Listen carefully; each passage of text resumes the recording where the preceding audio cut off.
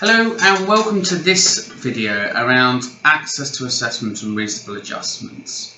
So, what is this? Why do we have it and what's it about?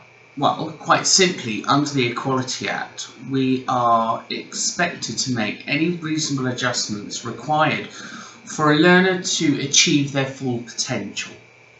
And what that means is a bit of time and consideration needs to be taken into place. Now, access to assessment is all about that access, trying to get into a service. So it might be, before a learner comes to us, that we need to have a discussion with them about wheelchair access into the building, or maybe they're going to need an interpreter, or some kind of support to enable them to understand what's going on, or to come to make an informed decision. It bases the assumption that everyone is an individual, and what we should be doing is putting the learner at the heart of the decision-making process. So before a learner comes to us, it's important that we've assessed whether or not there is an access issue. Now, accessing does not just mean the physical ability to come to an institute. It can mean other things such as social deprivation or work requirements. So it might be family and work commitments. So there's a reason why they can't come to us at that particular time. Meaning we should have a service that's responsive to meet the needs of an individual. It would be unreasonable to say that everybody must attend a sign up on this day because actually, what if that day they can't access because of family commitment? Does it mean we exclude them from an opportunity further on, or do we need to make some kind of reasonable adjustment for them to fit into our service? So access to assessment is that. Let's look at the barriers that stop people accessing services, and let's demonstrate that we have done all what is reasonable to make access more attainable. And sometimes that means we have to do a little bit extra work. It means we have to ask some of those questions. But we have to document it as well. We have to show that we have had those discussions. Now, those discussions initially will be picked up in the informal phone conversations, or by our recruitment people, or by maybe the assessors who are signing people up. However, we all have a duty of care and a social and ethical responsibility to make sure that we have addressed all possible access issues. Imagine how you would feel if there was a barrier to you attaining something or achieving something, and a very simple adjustment could have been made for you to be able to access that service. So, that's access to assessment. The second is about a reasonable adjustment.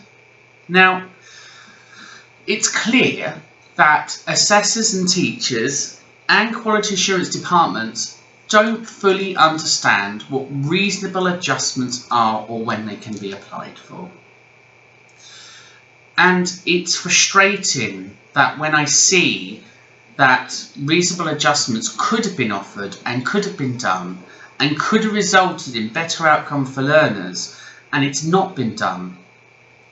Because I see that as a failing as a teacher, and it's a failing as an institute. And we need to be able to be proud of what we do. So, I want us to have those discussions with our learners.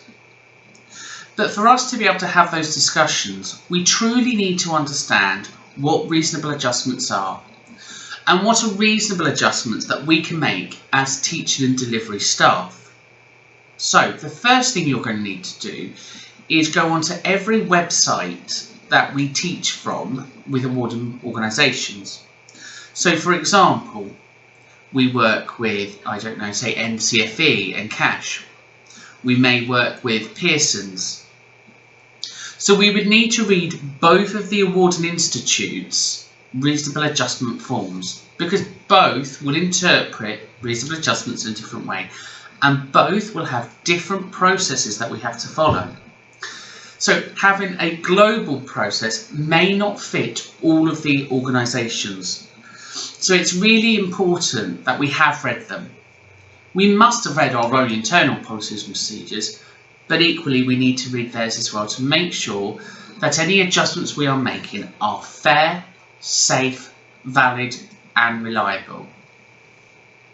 Now, as assessors, we have a certain set of assessment methodologies. We have certain ranges of ways that we can assess. In performance-wise, we have observations, we have professional discussions, we may have expert witnesses. So there's a range of methods that we could simply just alter to fit better that learner. And that's the same in the knowledge requirements. If we have a learner whose English is a second language, why are we making them write reams and reams and reams and reams of writing when they're struggling to understand, especially on the lower level qualifications? Now, I'm not suggesting at all you ignore the off-qual descriptors. A learner still has to demonstrate that they meet the off-qual descriptors, but they don't necessarily have to do this in a written format. For example, if it says the learner has an ability to analyse the difference, yes, they may write a paragraph about the positives and negatives. But alternatively, they may be able to articulate that to you and say that in a verbal way. And therefore, we can turn the written question into an oral question. Maybe, if English isn't being assessed as part of the framework, we can get somebody, an interpreter or a scribe, or somebody to help them understand the outcome and what it is we're trying to achieve.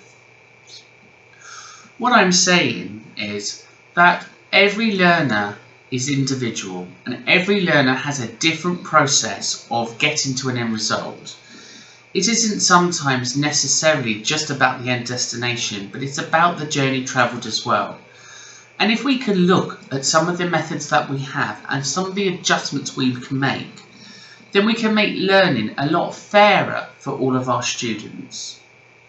So please, make sure you understand what access to assessment is and what reasonable adjustments are. Think about how you would feel if you were unwell on a day of an assessment. What adjustments do you think would be fair for you to get through to that process? And remember, awarding organisations will let you make some adjustments where you don't need authorisation, but others you will. And make sure you do the paperwork in a timely manner. So in other words, before the assessment takes place, and giving us an opportunity to look at the learner's requirements and coming together with a sensible outcome that's going to support them. Because if you leave that reasonable adjustment too late, it is possible that we're unable to help them and that the learner will be disadvantaged. And then that can be seen as direct or indirect discrimination because our systems have failed that learner. It's failed to provide them with an opportunity to perform. It's failed access and fair assessment. So please make sure in early dialogue, in any conversation that you have with your learners, you are picking up any access issues and any reasonable adjustment issues. We should never get to an end of a programme.